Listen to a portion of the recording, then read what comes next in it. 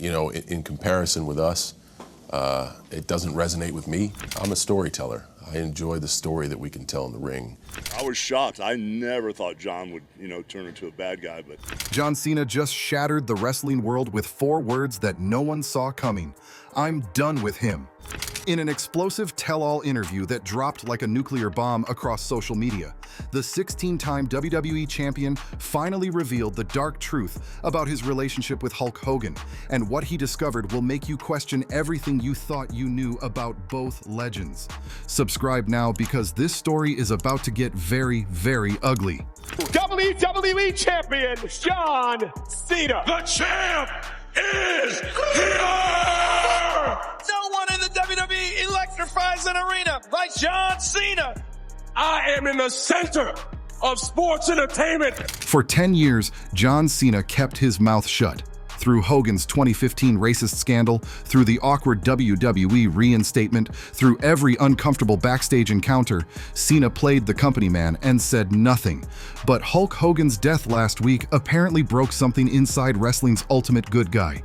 In a shocking post on his social media that everyone expected to be a standard tribute, Cena instead shared just a simple photo of Hogan versus Andre the Giant, with no caption, no heartfelt message, no RIP tribute. The wrestling world immediately noticed what wasn't said, but it's what Cena didn't post that's speaking volumes. While every other WWE superstar flooded social media with lengthy tributes calling Hogan a legend and an inspiration, Cena's silence is deafening, and wrestling insiders know exactly why. The truth is, Cena has never publicly addressed Hogan's 2015 racist scandal. While other wrestlers either defended Hogan or stayed diplomatically neutral, Cena went completely silent. No statements, no corporate-approved responses, nothing. That silence just became very, very loud. What's even more telling is the pattern of Cena's career decisions over the past decade. Wrestling historians are now connecting the dots, and the picture they're painting is explosive. Every time WWE tried to book Cena in segments with Hogan after 2015, something always went wrong. The 2018 Hall of Fame ceremony where Hogan was quietly reinstated? Cena was mysteriously absent, citing prior commitments. The 2019 Raw reunion show that featured almost every legend imaginable? Cena couldn't make it. WWE's 2021 tribute to wrestling legends? Again, Cena had scheduling conflicts. But here's what makes this pattern absolutely damning. Cena has never missed a major WWE event due to scheduling conflicts. Never. The man who shows up to everything, who grants more Make-A-Wish requests than any celebrity in history, who bleeds WWE loyalty, suddenly becomes unavailable every time Hulk Hogan is involved. Industry insiders are now revealing that WWE specifically tried to book Cena and Hogan together multiple times over the past 8 years, hoping to create a passing of the torch moment. Every single time, Cena found a way to avoid it. And the reasons why are becoming crystal clear. The reality of Hulk Hogan's backstage behavior has been wrestling's worst-kept secret for decades. Multiple wrestlers have gone on record about Hogan's systematic campaign to bury younger talent who threatened his position. The infamous creative control clause in his WCW contract gave him veto power over any storyline he didn't approve of. When Paul and Hogan and all my Hulkamaniacs run wild on you. Come here, you little sissy. Oh my God, that's assault, brother. Oh man, I didn't do it. Bret Hart revealed in his autobiography that Hogan refused to lose to him at SummerSlam 1993, forcing WWE to completely rewrite months of storylines. Shawn Michaels publicly stated that Hogan wasn't willing to do business during their 2005 feud, turning what should have been a series of matches into a one-off encounter where Hogan barely sold Michaels' offense. The pattern extends far beyond just refusing to lose matches. Wrestlers like Mr. Perfect, Rick Rude, and Randy Savage all had promising storylines, with Hogan suddenly derailed for mysterious, creative reasons. Former WWE writer Bruce Pritchard has hinted multiple times on his podcast about Hogan's influence over booking decisions, describing meetings where Hogan would suggest changes that always seemed to benefit him and his friends while burying potential threats. But the most damaging aspect of Hogan's backstage politics wasn't just who he refused to work with, it was who he actively worked to keep down. Multiple sources have confirmed that Hogan had significant input on which wrestlers received pushes and which ones were relegated to jobber status. The criteria for these decisions, according to wrestling insiders, wasn't based on talent or drawing power. The leaked 2015 audio recordings revealed Hogan using the N-word repeatedly and stating he was racist to a point during conversations about his daughter's dating life. So it gets to the point where I look Brooklyn's fucking the black and his son, where they've been hanging out, I help them hold hands together on the tour, they were getting close to the time before I'm giving a fuck, okay? I'm not a double standard type guy, I'm a racist to a point. You know, fucking weird, but then when it comes to nice people. But what made these recordings even more disturbing was the casual nature of his racist language. This clearly wasn't an isolated incident or a moment of anger.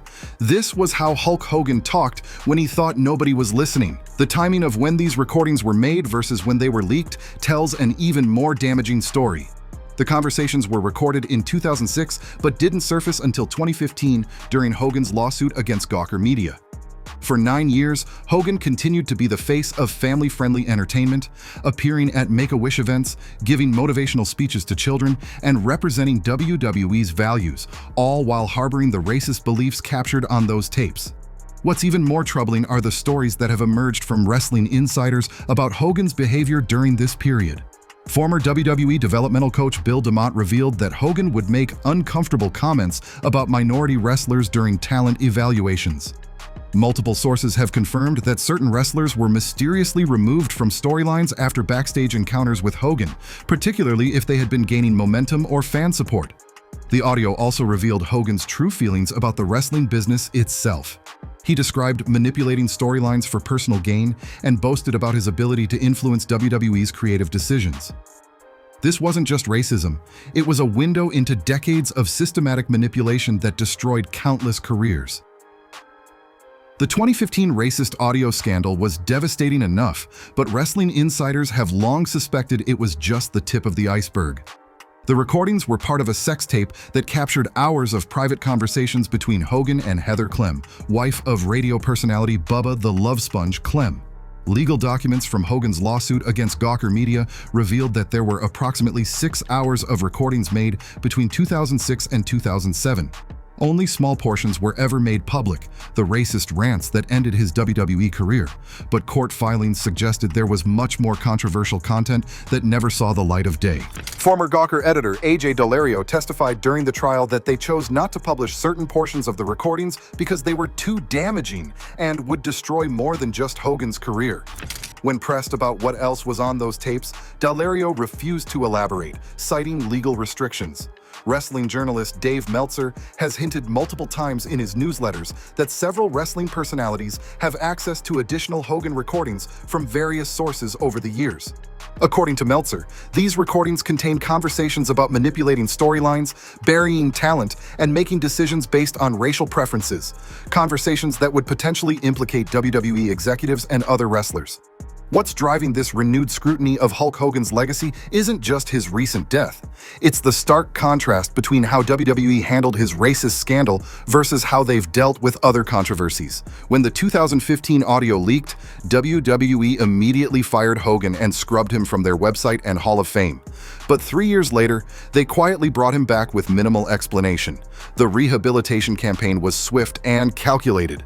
Hogan appeared on multiple WWE programs claiming he had learned from his mistakes and undergone sensitivity training.